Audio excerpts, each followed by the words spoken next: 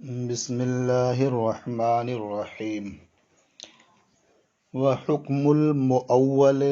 وجوب العمل به مع احتمال الخطأ۔ یہ وصول الشاشی کا صفحہ نمبر 107 ہے اور کتاب کی یہ تیسری فصل ہے۔ مشترک اور مؤول میں آپ نے مشترک کی تعریف، اس کی مثال اور اس کے احکام پڑھ لیے۔ مؤول کی تعریف بھی آپ نے کل پڑھ لی۔ اب آج آپ مؤول کا حکم پڑھ رہے ہیں۔ مصنف رحمۃ اللہ تعالی علیہ فرماتے ہیں کہ مؤول کا حکم یہ ہے کہ اس پر عمل کرنا واجب ہوتا ہے احتمال خطا کے ساتھ، یعنی جو معنی غالب رائے سے راجح ہوا ہے اس معنی پر عمل کرنا واجب ہوگا، لیکن چونکہ ترجیح غالب رائے سے ہوئی ہے، ظن غالب سے ہوئی ہے، اس لیے اس میں خطا اور سہو کا احتمال باقی رہے گا۔ اس لیے کہ کوئی بھی مجتہد اجتہاد کرتا ہے تو کبھی اس سے خطا ہوتی ہے اور کبھی وہ درستی کو پا لیتا ہے۔ تو اس لیے یہ تعویل جو ہوتی ہے، جو مشترک کے بعض معانی میں سے کسی ایک معنی کو ترجیح دی جاتی ہے ظن غالب کی بنیاد پر، تو اس میں خطا کا احتمال بہر صورت باقی رہتا ہے۔ اس لیے فرماتے ہیں کہ مؤول کا حکم یہ ہے کہ اس پر عمل کرنا واجب ہوتا ہے احتمال خطا کے ساتھ۔ وحکم المؤول وجوب العمل به مع احتمال الخطا، اور مؤول کا حکم اس پر عمل کا واجب ہونا ہے احتمال خطا کے ساتھ۔ ومثالہ فی الحکمیات ما قلنا، اور مؤول کی مثال احکام شرعیہ میں وہ ہے جو ہم نے کہا۔ اذا اطلق الثمن فی البیع کان علی غالب نقد البلد وذلك بطریق التأویل ولو كانت النقود مختلفة فسد البیع لما ذکرنا۔ مثال یہ ہے کہ کسی نے بیع میں ثمن کو مطلق رکھا، یعنی مقدار بیان کر دی اور اس کی صفت بیان نہیں کی۔ مثلا یہ کہہ دیا کہ میں نے یہ چیز 15 دراہم میں خریدی۔ اب دراہم مختلف قسم کے چلتے ہیں اور کوئی زیادہ چلتا ہے اور کوئی کم چلتا ہے، کسی کا رواج زیادہ ہے کسی کا رواج کم ہے، تو مختلف قسم کے دراہم چل رہے ہیں، اس جگہ پر رائج ہیں، تو اس نے صرف یہ کہہ دیا 15 دراہم، مقدار بیان کر دی، لیکن وہ دراہم کہاں کے ہوں گے، کون سے ہوں گے، صفت بیان نہیں کی۔ تو ایسی صورت میں جو غالب نقد بلد ہے، یعنی اس شہر میں جو درہم زیادہ رائج ہے اسی پر اسے محمول کیا جائے گا اور مشتری کے ذمہ وہی درہم دینا لازم آئے گا، اور یہ غالب نقد بلد پر محمول کرنا یہ بطریق تعویل ہے۔ اب اگر نقود مالیت میں مختلف ہیں، رواج تو یکساں ہے لیکن مالیت میں مختلف ہیں، کوئی درہم زیادہ قیمت کا ہے کوئی درہم اس سے کم قیمت کا ہے، تو ایسی صورت میں بیع فاسد ہو جائے گی، اس لیے کہ یہاں جمع محال ہے، یعنی وہ درہم جو مہنگا ہے اسے بھی شامل ہے اور جو کم قیمت کا ہے اسے بھی شامل ہے، دونوں میں مشترک ہے۔ اور مشترک کے بارے میں آپ نے پڑھ لیا ہے کہ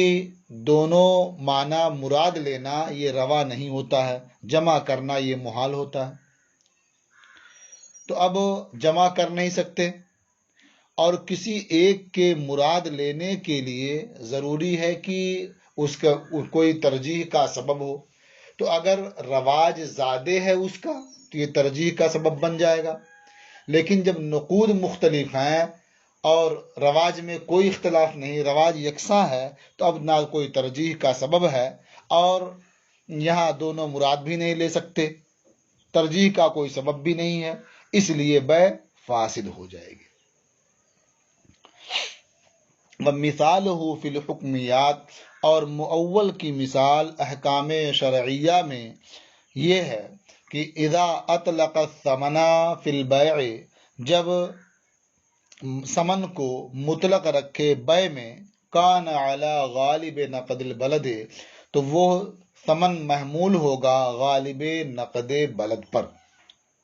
وذالک بطریق التاویل، اور یہ غالب نقد بلد پر محمول کرنا بطریق تعویل ہے۔ وَلَوْ كَانَتِ النُّقُودُ مُخْتَلِفَةً، اور اگر نقود مالیت میں مختلف ہیں، رواج میں تو یکساں ہیں لیکن مالیت میں اختلاف ہے، فسد البیع، تو بیع فاسد ہو جائے گی، لما ذکرنا، اس دلیل کی بنیاد پر جو ہم ذکر کر چکے ہیں کہ جب کوئی کلمہ دو معنوں میں مشترک ہو تو دونوں معنی ایک وقت میں مراد نہیں لیا جا سکتا، تو جمع کرنا محال ہوا، اور ترجیح کا کوئی سبب نہ ہو تو کسی ایک کو راجح نہیں کیا جا سکتا، اور یہاں ترجیح کا کوئی سبب بھی نہیں چونکہ رواج دونوں کا یکساں ہے، اس لیے بیع فاسد ہو جائے گی۔ وَحَمْلُ الْأَقْرَاءِ عَلَى الْحَیض، وَحَمْلُ النِّکَاحِ فِی الْآیَةِ عَلَى الْوَطْءِ، وَحَمْلُ الْکِنَایَاتِ حَالَ مُذَاکَرَةِ الطَّلَاقِ عَلَى الطَّلَاق مِنْ هَذَا الْقَبِیلِ۔ فرماتے ہیں کہ اقرا کو حیض پر محمول کرنا، یعنی احناف کے نزدیک آیت میں جو قروء ہے اسے حیض پر محمول کیا گیا، اور شوافع کے نزدیک اسے طہر پر محمول کیا گیا، تو یہ احناف کے نزدیک اقرا کو حیض پر محمول کرنا، اور نکاح کو آیت میں وطی پر محمول کرنا، یعنی جو اللہ تعالیٰ نے ارشاد فرمایا فَإِن طَلَّقَهَا فَلَا تَحِلُّ لَهُ مِن بَعْدُ حَتَّى تَنْكِحَ زَوْجًا غَيْرَهُ، تو حتیٰ تنکحہ میں تنکحہ کو وطی پر محمول کرنا، اور مذاکرہ طلاق کی حالت میں الفاظ کنایہ کو طلاق پر محمول کرنا، یہ سب اسی قبیل سے ہے، یعنی طریق تعویل کی قبیل سے ہے،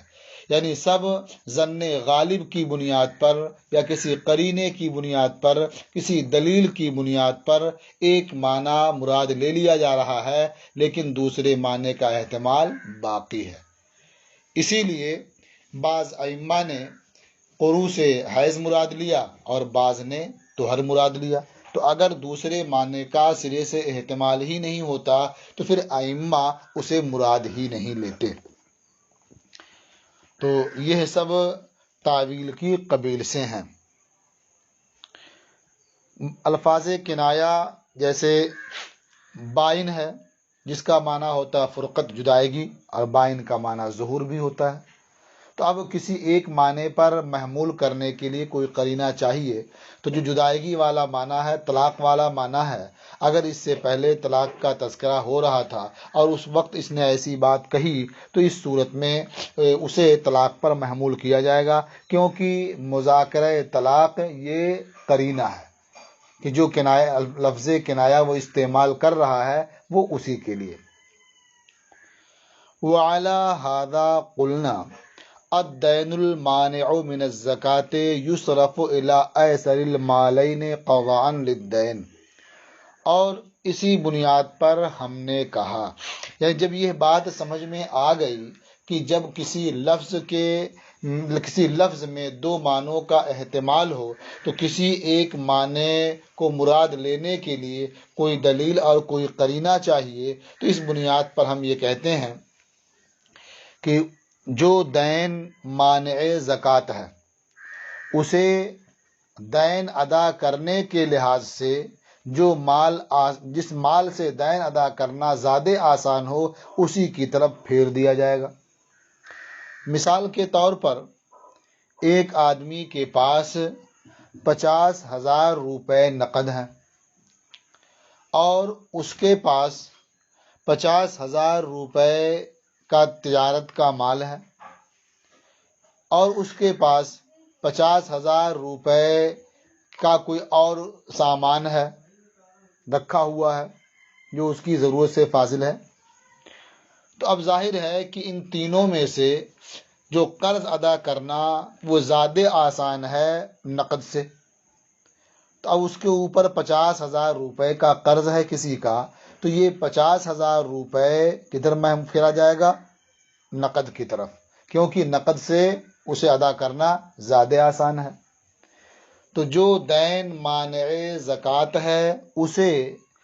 قرض ادا کرنے کے لحاظ سے دو مالوں میں جو زیادہ آسان ہو اسی طرف پھیر دیا جائے گا۔ اسے آسان لفظوں میں یوں سمجھ سکتے ہیں کہ ایک آدمی کے پاس 50,000 روپے نقد موجود ہیں جو نصاب کی مقدار کو پہنچ جاتے ہیں، اور اس کے پاس 40 بکریوں کا ایک نصاب ہے، اس میں بھی زکوٰۃ اس پر لازم ہے، اور اس کے پاس پراپرٹی بھی ہے جس میں زکوٰۃ لازم ہوتی ہے، تو اب 50,000 روپے قرض ہے، تو ظاہر ہے کہ قرض ادا کرنا جو نقد روپے اس کے پاس ہیں یہ اس سے آسان ہے، اس لیے اسے نقد روپے کی طرف پھیر دیا جائے گا اور زکوٰۃ ان روپے میں نہیں ہوگی کیونکہ یہ دین میں مستغرق ہیں۔ رہی بکریاں تو وہ نصاب کامل ہے تو اس میں زکوٰۃ دینی ہوگی اسے۔ تو اس بنیاد پر ہم نے فرمایا الدین المانع من الزکوٰۃ یصرف الی ایسر المالین قضاء للدین، جو دین مانع زکوٰۃ ہے اسے دین ادا کرنے کے لحاظ سے دو مالوں میں آسان کی طرف پھیر دیا جائے گا۔ وفرع محمد رحمہ اللہ علی ھذا فقال، اور امام محمد رحمۃ اللہ تعالی علیہ نے اس پر تفریع کی تو ارشاد فرمایا، یعنی دین مانع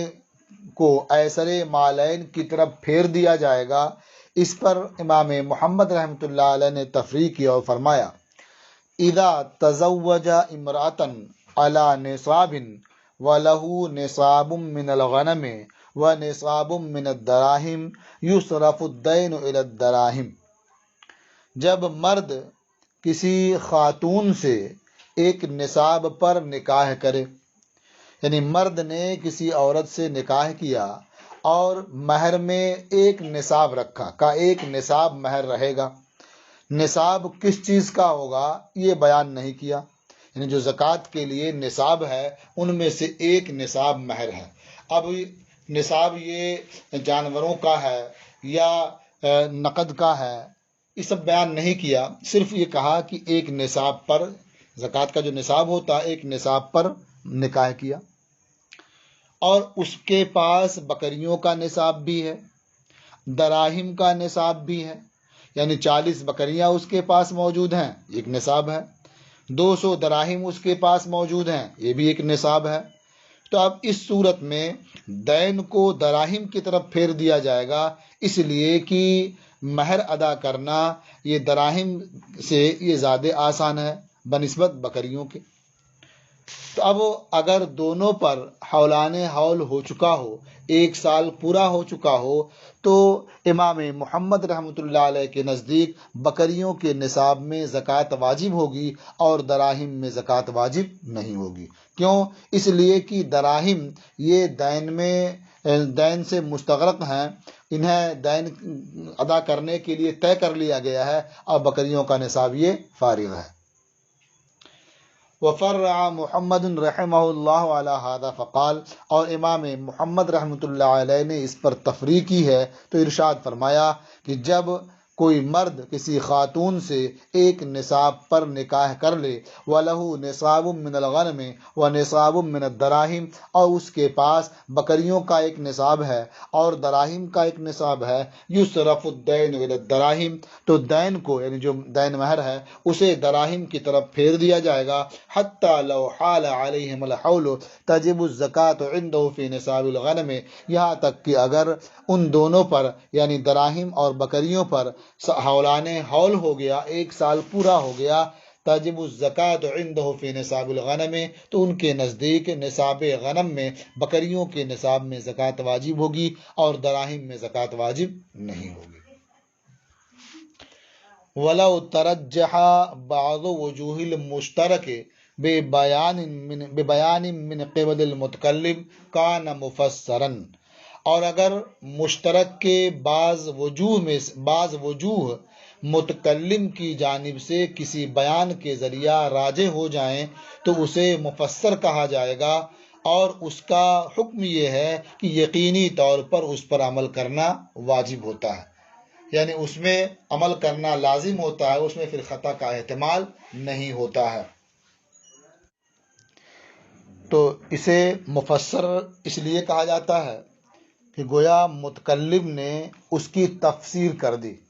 متکلم نے جب کلام کیا تو اس میں دو معنوں کا احتمال تھا، پھر اس نے بیان کر دیا کہ یہ معنی مراد ہے تو اس کی تفسیر ہو گئی، اس لیے مفسر کہا جاتا ہے۔ اب اس میں احتمال باقی نہیں رہتا ہے، اس لیے اس پر یقیناً عمل کرنا واجب ہوتا ہے۔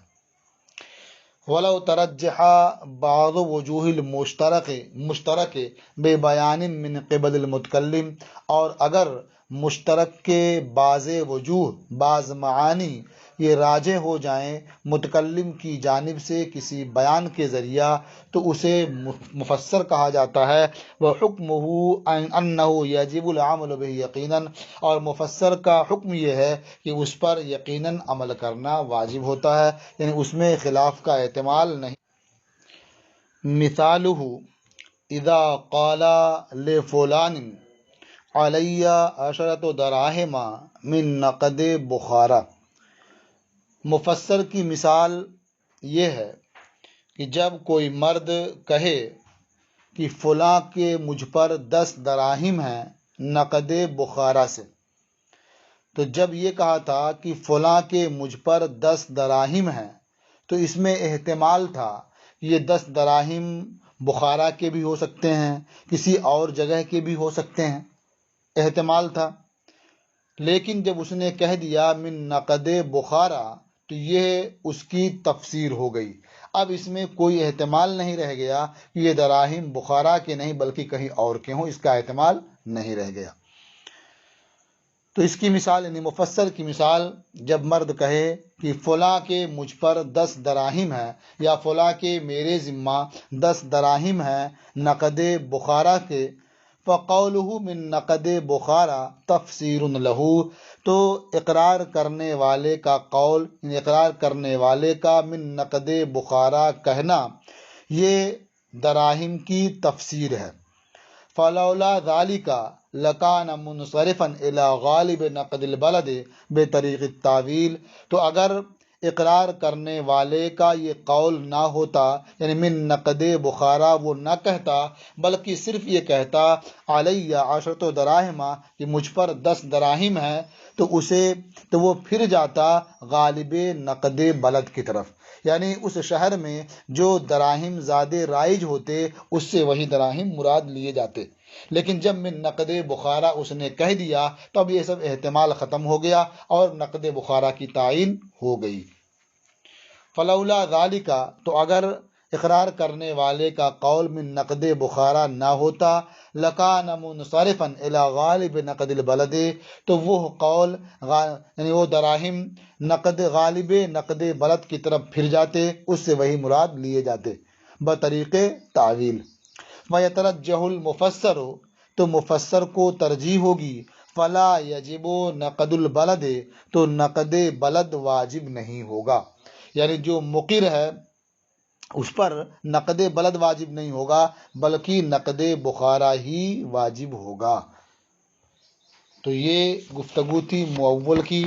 اس کا حکم بھی آپ نے سن لیا اور اس کی مثالیں بھی آپ نے سماعت کر لیں اور اس پر بعض تفریعات بھی آپ نے سن لیں اور اس طرح سے مشترک اور مؤول کی بحث بھی ختم ہوئی۔ اب انشاءاللہ آپ کل اس کی چوتھی فصل حقیقت اور مجاز کے بیان میں ہے، وہ آپ سماعت کریں گے۔